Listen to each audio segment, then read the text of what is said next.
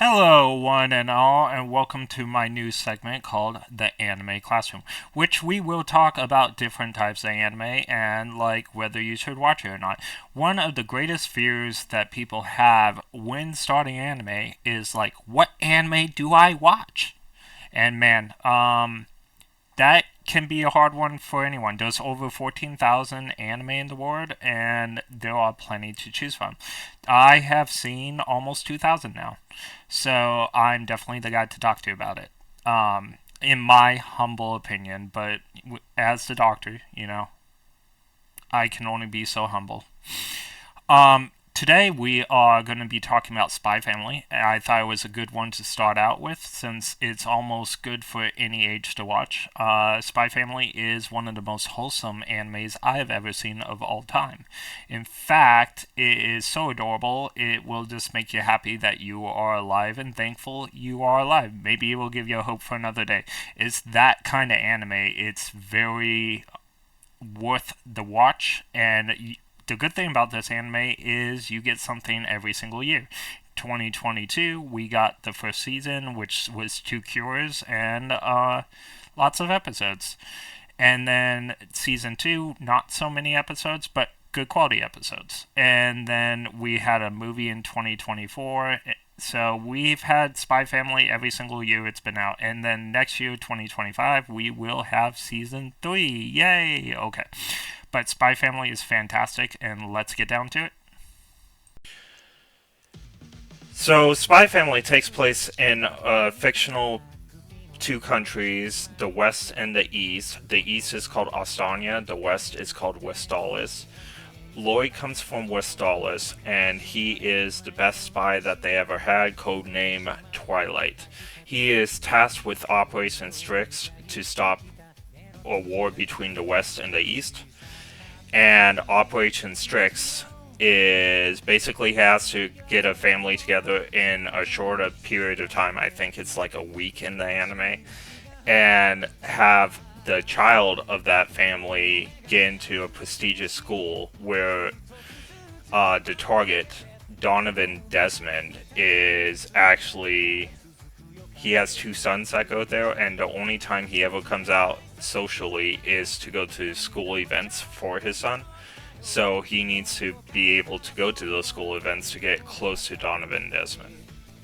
Now let's talk about the main characters, which is the Forger family. Lloyd, Anya, and Yor.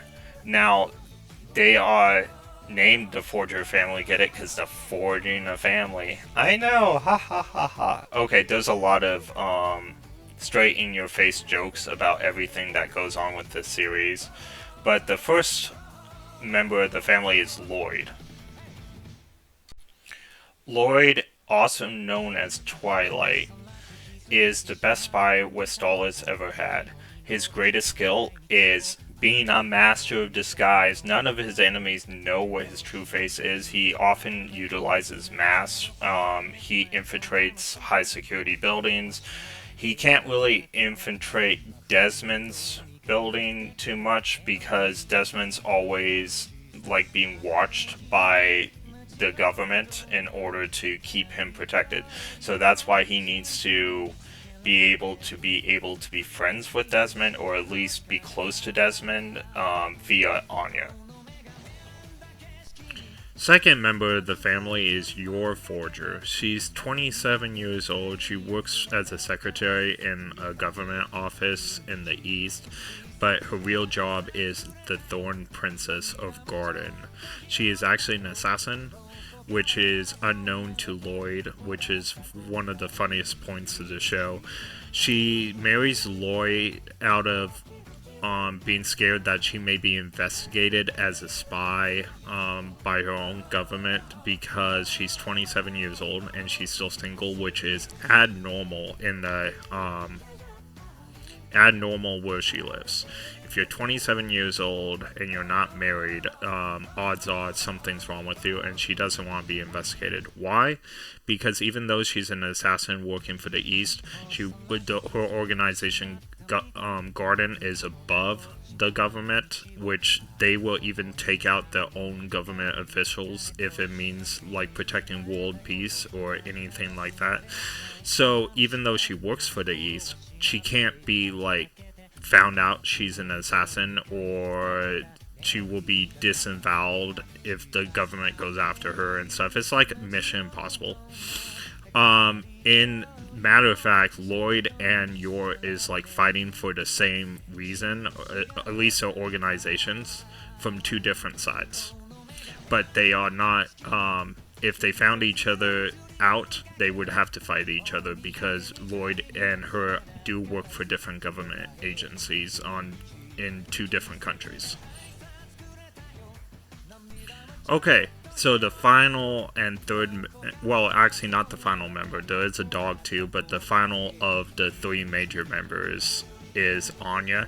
She is actually an orphan in the East, and Lloyd picks her up from a shady orphanage in order to make sure that there's no records tracking her or anything, so he can make her identity. Anya is actually an escaped experiment codenamed 007 or 007, and yes, that is a play on James Bond. The author did that on purpose. But she is able to read people's minds, and she is the only member of the trio that knows everybody's secrets, because she can read minds. Now, no one knows she's a telepath. She has to pretend to not be, because she believes she will be abandoned again if they find out she is a telepath. Anya is only 4 years old, but you need to be 6 years old to go to the school. So Anya reads Lloyd's mind that she needs to be 6 years old, so that's why he tells him when she's adopted. So she's actually, it makes so much more sense knowing that she's 4 years old when you compare her like maturity to the other students at the school, and why she's not as mature as them. So it's just important to know that she is definitely the main character of the show, and rightfully so. She is a terrific character like the other two. But because she knows Yor is an assassin and Lloyd is a spy, it makes things really funny because she can't like tell them her secret. She also loves spies and always loves spies. She has her favorite show is called Spy Wars. And later they get a dog who is escaped experiment 008, and he can see the future. Anya can read the dog's mind in order to know the future. So that is the three main characters of SpyxFamily. Just some quick trivia on SpyxFamily. The author actually didn't even want to make SpyxFamily in the first place. He wanted to make a gothic type of manga where he kept on getting denied over and over by his publisher, and then he made SpyxFamily out of like, how should I put it, out of like desperation, and it turned out to be a huge success and of course got published. But he doesn't even like spies in real life, and he at first didn't care about his characters or story, but then he ended up falling in love with it like we all did, and I think he likes it for the most part now. But it's interesting to think about. You can actually find articles on this. Okay, that's my introduction to SpyxFamily for you guys. It has a little bit of everything: romance, comedy, action, and the action scenes are actually done by Wix Studio, the guys who did the first 3 seasons of Attack on Titan. Pretty incredible. The Japanese voice actors really hit home in this. The English voice actors are pretty good. Lloyd is on par. Yor is okay in English, and then Anya, I like the Japanese one better. But the dub is pretty well done. The scenes are well done. This anime is 10 out of 10, no matter whether you see it in English or Japanese. I love this anime with all my heart, and you will too. It's good for almost every age, except for the second season may want to be screened by parents because of blood and violence, but other than that, it is pretty much good for all ages, especially the first season.